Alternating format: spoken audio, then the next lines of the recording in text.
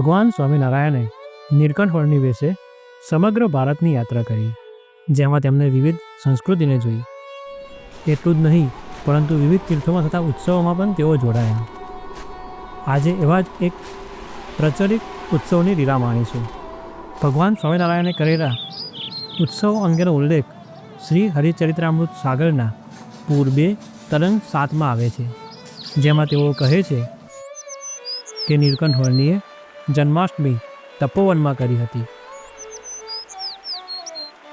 તો શ્રીનગરમાં ગણેશ ચતુર્થી કરી હતી, જ્યારે દિવાળી અને ગોવર્ધન પૂજા બદ્રીનાથમાં કરી હતી,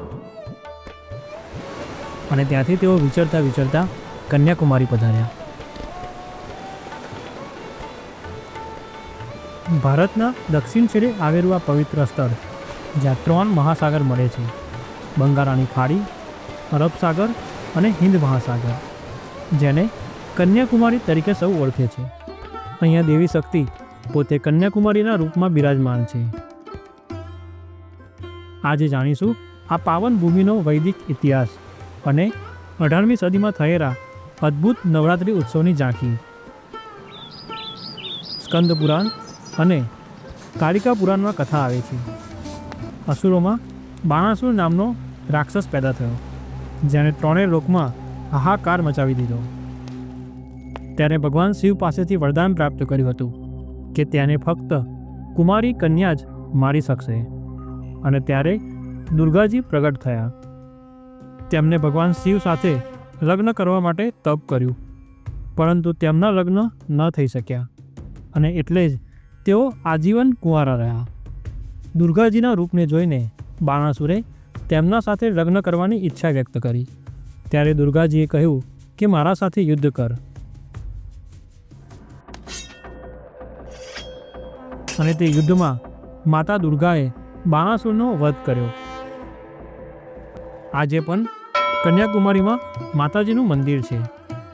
કેટલાય વર્ષોથી આસોની નવરાત્રિમાં અહીંયા મોટો ઉત્સવ થાય છે, અને હજારો ભાવિકો આ ઉત્સવમાં ભાગ લેવા પધારે છે. ઇતિહાસમાં નોંધાયું છે કે 18મી સદીમાં મહારાજાઓ દ્વારા દરેક નવરાત્રિમાં ભવ્ય ઉત્સવનું આયોજન કરવામાં આવતું હતું. આષાઢી સંવત 1855ની આસોની નવરાત્રિ દરમિયાન આવું જ કંઈક આયોજન થયું હતું. એક અનુમાન અનુસાર ભગવાન સ્વામિનારાયણ પોતાના વન વિચરણ દરમિયાન અહીંયા આ સમયે પધાર્યા હતા.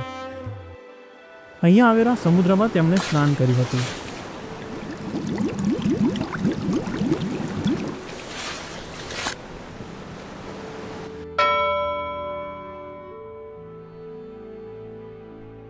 અને કન્યાકુમારીમાં 2-3 દિવસ જેવું રોકાઈને તેઓ રંભે નારાયણ તથા છોટે નારાયણ તરફ જવા નીકળ્યા હતા.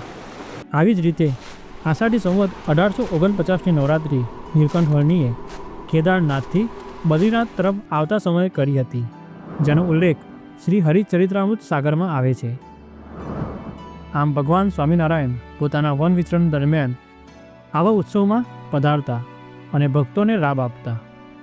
આજનો વિડીયો આપને કેવો લાગ્યો તેમને કોમેન્ટ કરીને જરૂરથી જણાવશો. તેમજ કોમેન્ટમાં જય સ્વામિનારાયણ લખવાનું ના ભૂલશો. આ વિડીયોને લાઇક અને શેર કરશો. આવા જ વિડીયોને માણવા માટે પ્રમુખ પ્રસંગમ ચેનલને સબસ્ક્રાઈબ કરવાનું ના ભૂલશો. જય સ્વામિનારાયણ.